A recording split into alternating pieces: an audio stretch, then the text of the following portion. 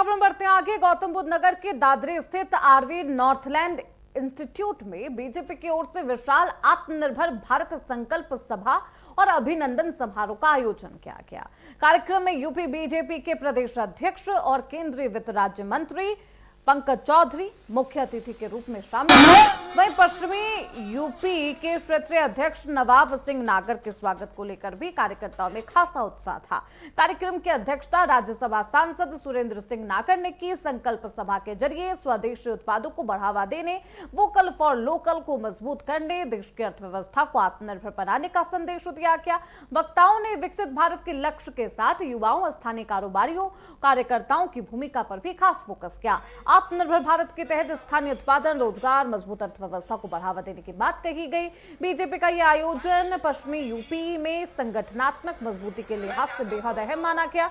2027 के विधानसभा चुनाव से पहले दादरी में ये गुट और भारी संख्या में कार्यकर्ताओं का इकट्ठा होना पार्टी के शक्ति प्रदर्शन के तौर पर भी देखा जा रहा।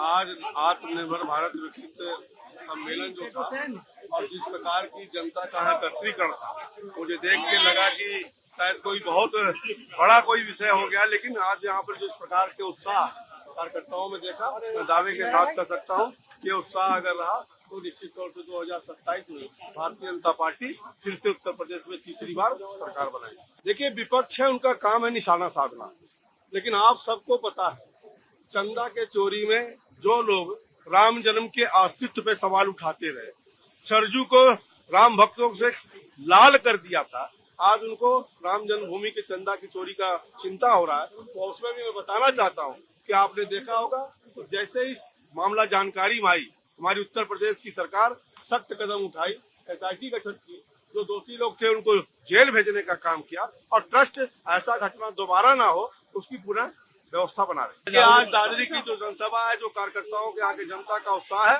मैं दावे के साथ कह सकता हूं कि भारतीय जनता पार्टी का जो ये गण रहा है, जो 5 विधानसभा हम जीते हैं, पूरा लोकसभा जीते हैं, पुनः हम 5 विधानसभा जीतेंगे।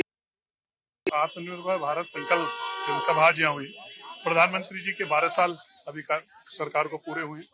लॉन्गेस्ट इलेक्टेड जो प्राइम मिनिस्टर है उसका कार्यकाल उन्होंने अभी उनका जारी है। आज यहाँ खासतौर से किसान, युवा और महिला बड़ी संख्या में यहाँ उपस्थित हुए और जो आत्मनिर्भर भारत और विकसित भारत का संकल्प जो प्रधानमंत्री जी ने लिया है, आज उसका समर्थन करने के लिए, संकल्प लेने के लिए कि 2047 तक विकसित भारत बने, प्रधानमंत्री के आह्वान के साथ संकल्प लेने का काम किया और 2047 में विकसित भारत बनाने के लिए उन्होंने आज यहाँ इस जनसभा में भारी संख्या में उपस्थित होकर संकल्प लेने का काम किया।